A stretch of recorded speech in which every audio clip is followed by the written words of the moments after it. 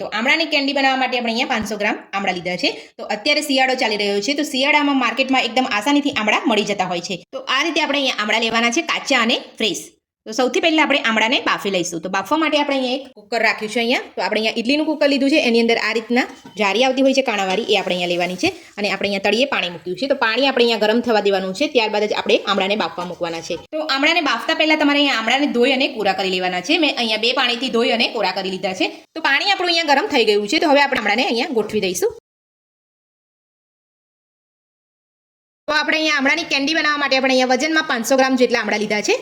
તો હવે આપણે ગેસ મીડિયમ કરી દઈશું અને મીડિયમ ગેસ ઉપર આપણે 10 થી 12 મિનિટ સુધી આપણે એને થવા દઈશું. તો આમળાને આપણે અહીંયા બાફવા મૂકી દીધા છે. તો 10 થી 12 મિનિટ જેટલો સમય થઈ ગયો છે. તો હવે આપણે અહીંયા આમળાને ચેક કરી લઈશું. તમે જોઈ શકો છો આમળા અહીંયા આપણે સરસ બફાઈ ગયા છે અને આમળા આપણે અહીંયા જે છે એ થળિયાનો ભાગ અલગ પડી અને છૂટા પડી ગયા છે. તો આ રીતે આપણે આમળાને બાફી લેવાના છે. તો હવે આપણે આમળાને એક ડીશમાં કાઢી અને ઠંડા થવા દઈશું.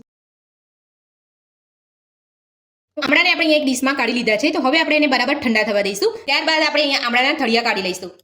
આમળા આપણે ઠંડા થાય છે ત્યાં સુધી આપણે અહીંયા 500 ગ્રામ આપણે અહીંયા સાકર લીધી છે. તો 500 ગ્રામ આમળાની સામે આપણે અહીંયા 500 ગ્રામ સાકર લેવાની છે. તો સાકરને આપણે અહીંયા મિક્સર જારમાં દળી લઈશું. તો સાકરની જગ્યા પર તમે અહીંયા ખાંડ પણ લઈ શકો છો. તો મિક્સર જારમાં આપણે અહીંયા સાકરને પીસી લીધી છે.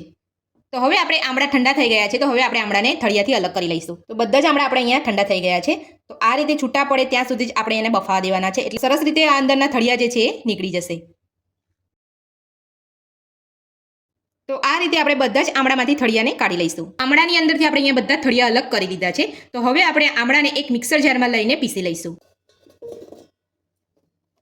તો આમળા પીસતી વખતે આપણે અહીંયા ખાસ ધ્યાન રાખવાનું છે કે આમળા જ્યારે આપણે પીસીએ ત્યારે આપણે મિક્સર જારમાં સહેજ પણ આપણે અહીંયા પાણી નાખવાનું નથી. જો તમે પાણી નાખશો તો આપણે અહીંયા કેન્ડીને પેનમાં કૂક કરતાં વધારે સમય લાગશે અને આપણે જલ્દી બને પણ નહીં.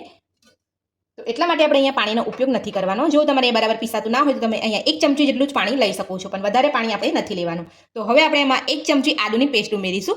તો આદુની પેસ્ટ તમારે અહીંયા આ રીતે ના ઉમેરવી હોય તો તમે સૂંઠ પાવડર પણ અહીંયા 1 ચમચી લઈ શકો છો. તો હવે આપણે અહીંયા મિક્સર જારનું ઢાંકણ બંધ કરીને આમળાને સરસ રીતે પીસી લઈશું. તો આમળાની સ્મૂથ પેસ્ટ આપણે અહીંયા બનાવી લીધી છે.